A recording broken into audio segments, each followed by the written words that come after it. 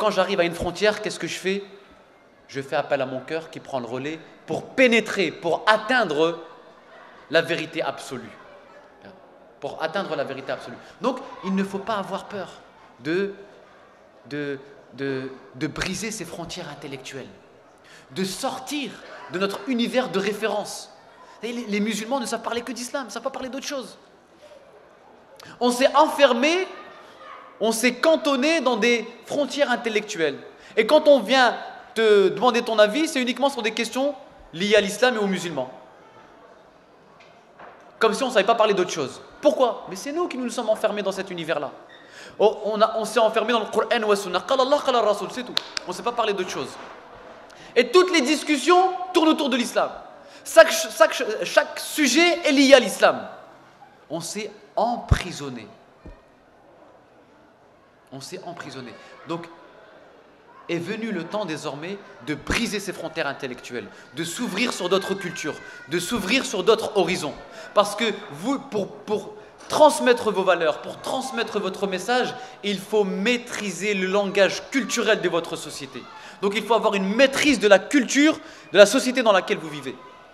Le langage culturel, le langage que vous avez en commun avec vos concitoyens. Il faut maîtriser cette culture-là, il faut s'en imprégner. Il ne faut pas se contenter d'apprendre l'essence islamique. Moi, je veux changer les choses, je vais étudier la charia. Tout le monde veut devenir cheikh, tout le monde veut devenir imam, savant. Comme si c'était la seule façon de se rendre utile. Mais bien sûr que non.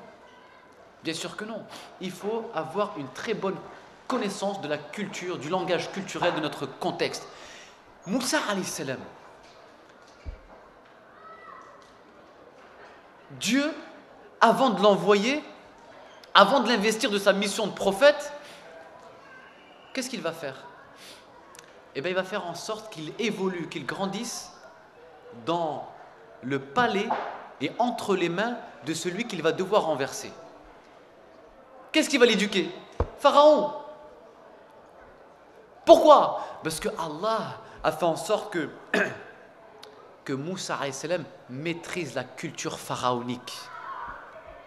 Maîtrise le contexte pharaonique. Maîtrise bien. Et pour le maîtriser, tu vas vivre avec. Tu vas maîtriser les codes, le langage, l'esprit, la façon de penser. C'est comme ça que tu vas le renverser. D'où l'importance d'avoir une bonne connaissance de la culture du pays dans lequel nous vivons. C'est extrêmement important. Donc, Iqra, c'est aussi ça. Iqra, c'est aussi ça. Et puis, après avoir dit Iqra, lis, vous connaissez l'histoire, le prophète alayhi salam va se réfugier, c'est sa femme qui va le réconforter. Là, il est investi d'une nouvelle mission, il ne comprend pas ce qui lui arrive, et puis il va être traversé par un moment de doute. Pourquoi? Parce que la révélation s'est interrompue. Pour quelle raison elle s'est interrompue? Allah subhanahu wa ta'ala a fait en sorte de cultiver le doute en lui. Cultiver le doute. Il est extrêmement important de douter pour avancer. Parce que le doute, c'est ce qui alimente la certitude. Le doute, c'est ce qui alimente la certitude. Allah suspend la révélation. Doute. Il commence à douter. Il est perturbé. Mais c'est ça, il faut douter. On a besoin de douter. Douter, c'est quoi? Se remettre en cause. C'est questionner. C'est s'arracher en permanence à son confort intellectuel. C'est toujours poser des questions. Pourquoi? Comment? S'étonner, s'émerveiller. C'est ça. C'est ça.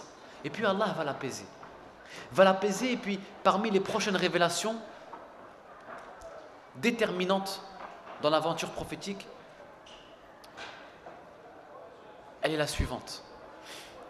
Alors qu'il était sous son manteau, Allah subhanahu wa ta'ala vient et l'arrache à son sommeil. Ya ayyuhal muzammil قم الليل إلا قليلا نصفه أو انقص منه قليلا أو زد عليه ورتل القرآن ترتيلا. Ô toi qui t'enveloppes sous un manteau, lève-toi une partie de la nuit et prie. Si tu peux faire plus, alors vas-y. Mais si tu ne peux pas, fais un peu moins. Et récite avec soin le Coran. Après Iqra, là Allah vient intensifier son cœur. La prière de la nuit, la spiritualité, donner un sens à sa vie. N'oublie pas, la profondeur spirituelle, c'est extrêmement important.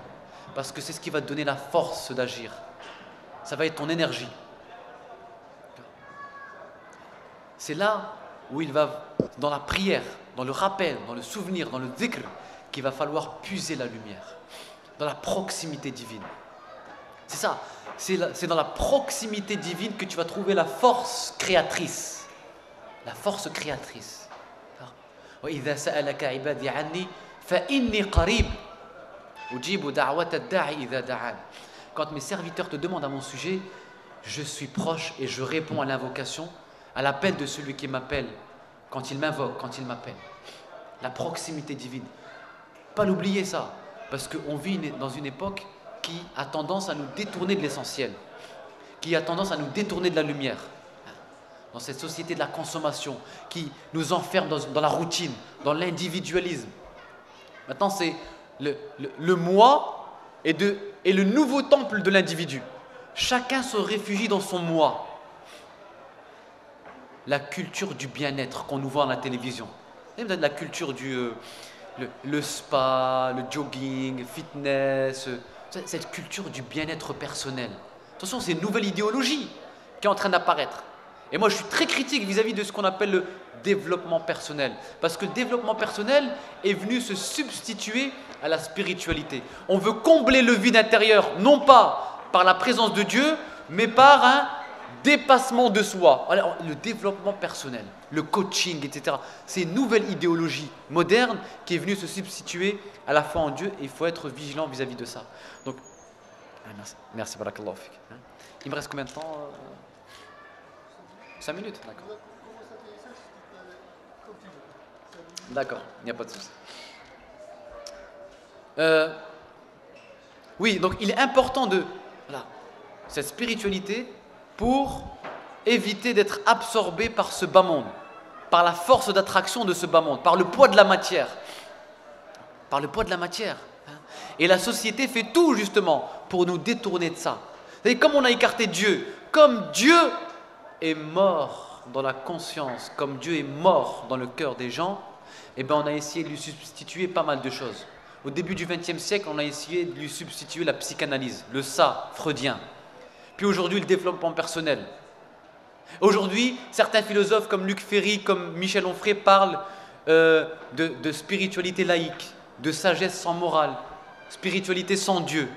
En fait, ils sentent que l'être humain a besoin, qu'il lui manque quelque chose finalement, que le matérialisme, le rationalisme n'a pas comblé l'homme.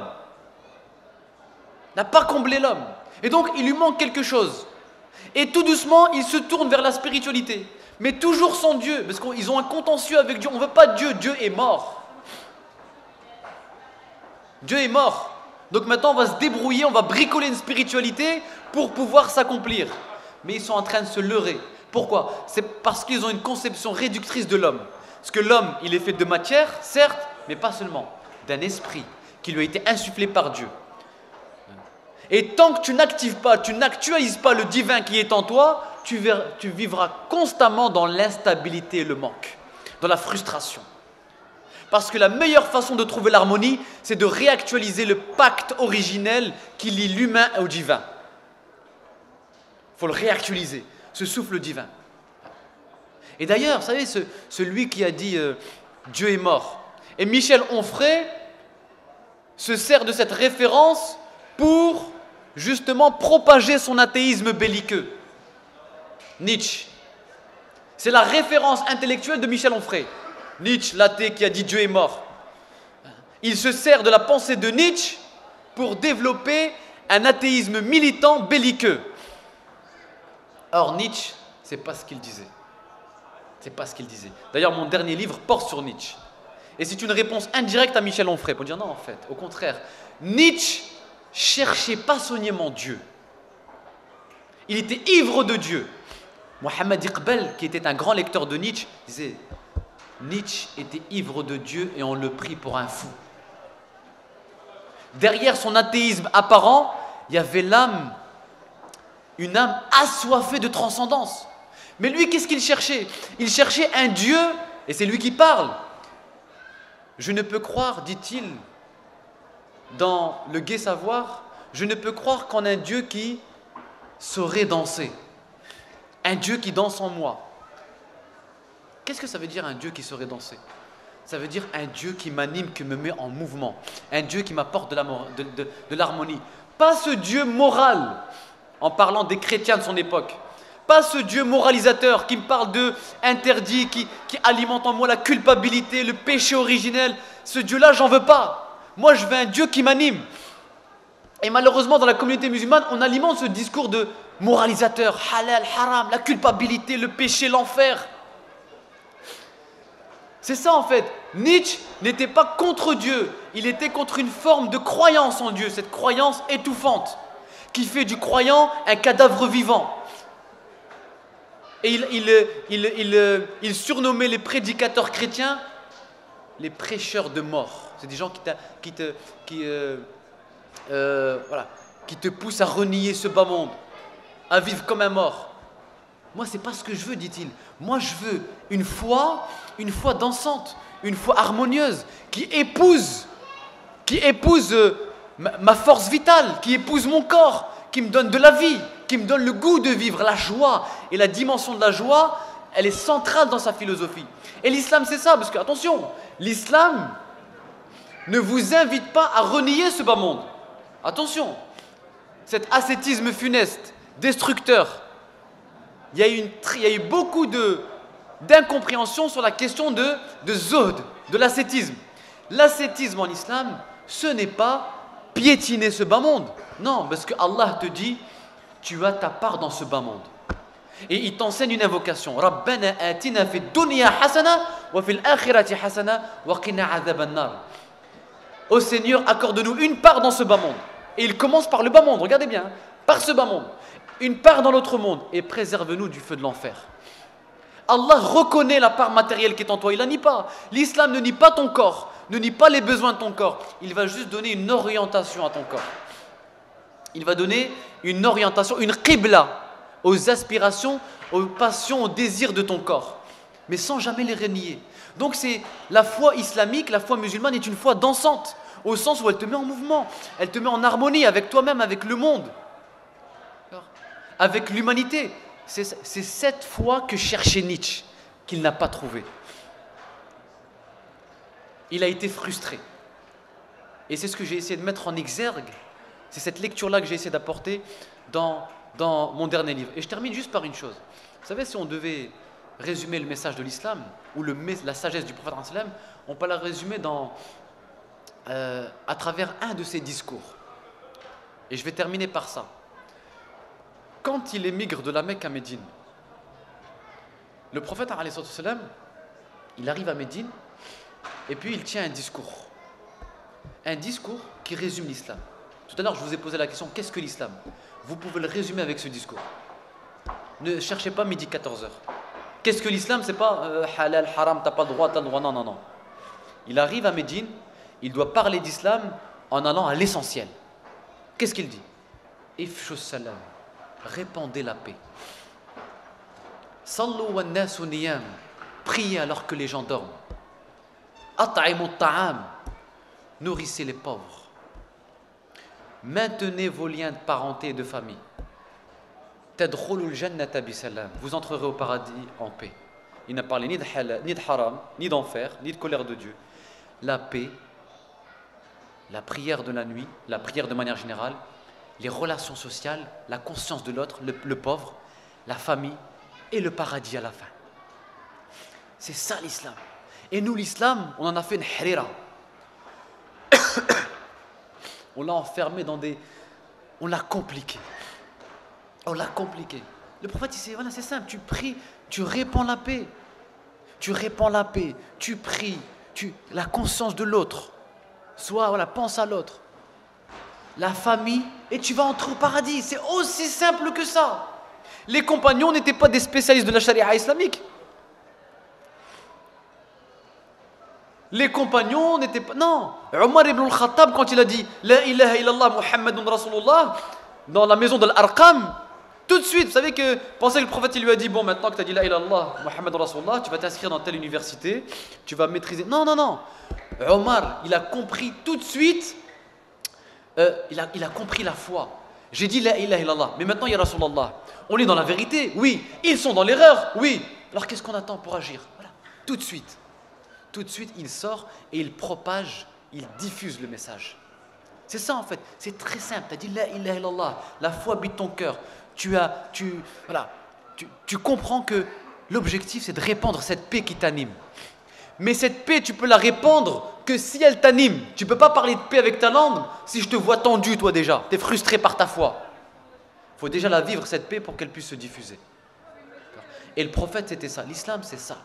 C'est l'harmonie, c'est une foi fluide, c'est pas de culpabilité, tranquille, simplement, c'est de vivre humainement et rester naturel. Parce qu'il y a beaucoup de mise en scène dans la communauté musulmane. Il y a beaucoup de théâtre. On est des grands acteurs. La piété, elle se vit, elle ne s'interprète pas. Ça ne sert à rien de simuler le khushu'. Non, ça ne sert à rien. La piété, elle se vit naturellement. Reste comme tu es, avec ton sourire, avec tes qualités, tes défauts. Allah ne te demande pas de renier ton humanité. Il te demande juste de donner le qibla à ta vie. Un sens, c'est tout. Un chemin. Trace ton chemin. Sois lucide, sois perspicace, mais reste ce que tu es. Pas de mise en scène, la transparence. Et que tout, c'est ma conclusion, c'est que, vous savez, l'islam c'est un art. C'est un art. Et le croyant est un artiste. Un artiste qui doit être en mesure, en puisant dans la lumière de son cœur, de dessiner le sourire, un sourire sur le visage de son prochain. Parce que le sourire, c'est l'expression de la paix. Aïcha radiyallahu anha nous disait que le prophète était le plus souriant. Et le sourire, c'est le symbole de la paix. L'islam, c'est l'art de sourire, tout simplement. L'art de sourire. Un sourire qui se dessine sur son visage. Un sourire que tu dessines sur le visage de l'autre. C'est sourire à son entourage, c'est sourire à la vie, c'est sourire aux épreuves et c'est sourire aussi à ses larmes.